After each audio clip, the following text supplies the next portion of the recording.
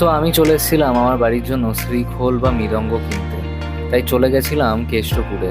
কেষ্টপুরের নাম করা দোকান সরস্বতী বাদ্য ভাণ্ডারে। এখানে তোমরা খোল থেকে শুরু করে আদার্স যা বাদ্যযন্ত্র হয়, যেমন তবলা, বাংলা ঢোল, বিভিন্ন রকমের জিনিস তোমরা এখানে পেয়ে যাবে। এখানে এসেই দেখছিলাম যে আমাদের খোলের টিউনিং চলছে এবং সেই প্রসেসটাই তোমাদের সাথে শেয়ার করা হয়েছে। সো টিউনিং কমপ্লিট, চলো এবার এটাকে বাজিয়ে নেওয়া যাক।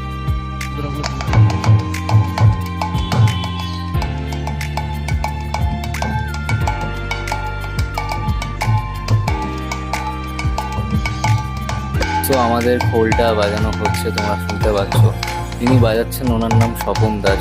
উনি নিজেও একজন বাদ্যকার।